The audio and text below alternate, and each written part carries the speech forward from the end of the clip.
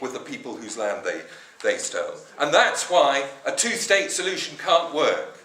The idea that you can have Israeli and Palestinian states coexisting with each other can't work, because the state of Israel is founded on the dispossession of the Palestinians, and that creates a permanent conflict between the two.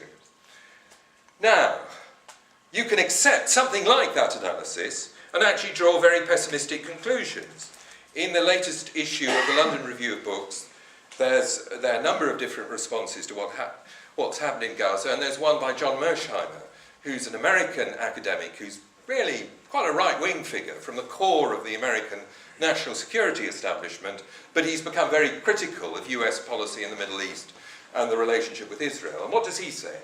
He says the Gaza war is not going to change relations between Israel and the Palestinians in any meaningful way.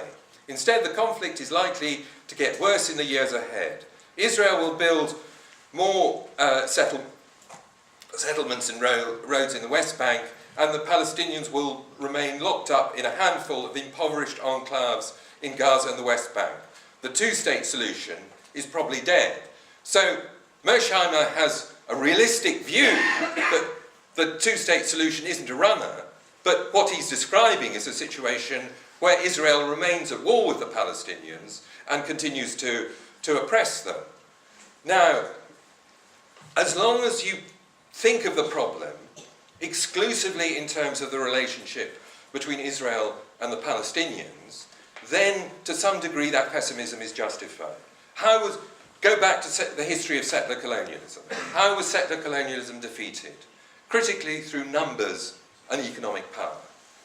In Algeria, in Zimbabwe, in South Africa, the dispossessed were the large majority of the population. So numbers were on their side.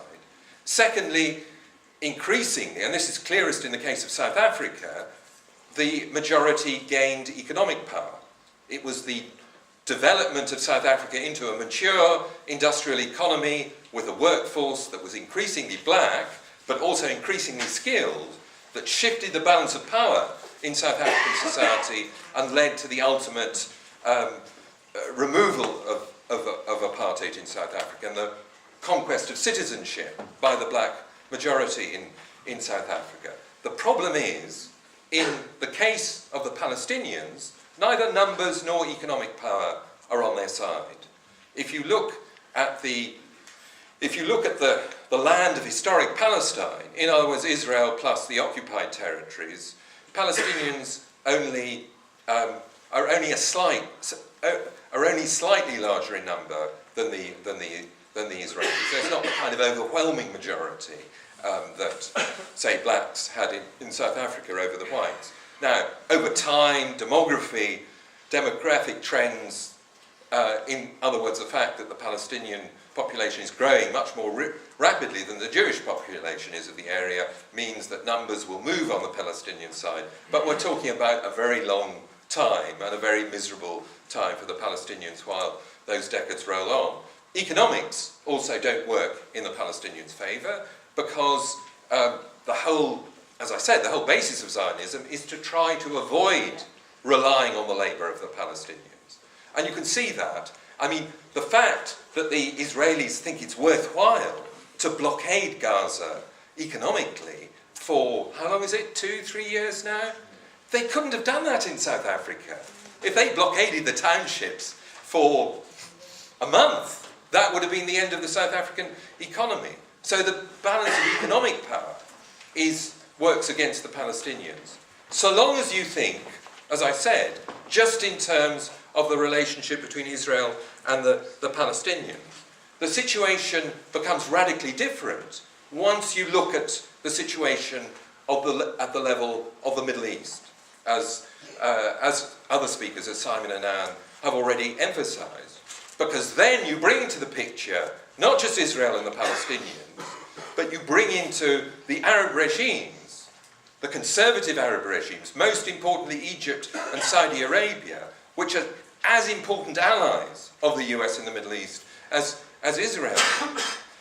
And you begin to, but of course you also bring into account, even more important, the Arab working class, and above all the working class, and not just the working class, peasantry of Egypt, very formidable social forces with long histories of struggle. And you begin to see the interaction between these regimes trying to hang on to power for themselves and what happens in Palestine. So the Saudis and the Egyptians both gave the green light to Israel to attack Gaza because they don't like Hamas, because Hamas is linked to the Muslim Brotherhood in Egypt, which is the most powerful force in opposition to the Mubarak regime in Egypt. So they thought if the Israelis smash Hamas, then we'll be in a stronger position at home. Didn't work out like that for them. There was an article in the Financial Times a few days ago by Prince Turki Al Faisal, who used to be the head of Saudi intelligence, who was Saudi ambassador to Britain, Saudi ambassador to the United States, big pal of the Bush family, you know, real insider of the kind of imperialist alliance of ruling classes that dominates the Middle East. And his article is headlined, "Saudi Patience is running out." And he says, and he says, eventually the kingdom will not be able to prevent its citizens from joining the worldwide revolt against Israel.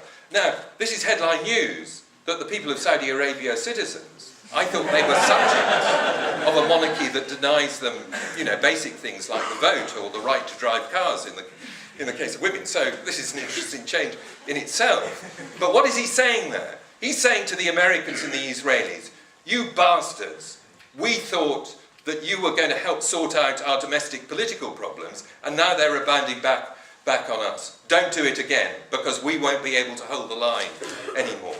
So the interplay between the very precarious position of these regimes and what happens in Israel and Palestine is a reality. And of course it's most important for Mubarak, because Egypt, as we now all know, borders on Gaza. Gaza used, until sometime after the 6 Days War, actually to be part of the Egyptian state.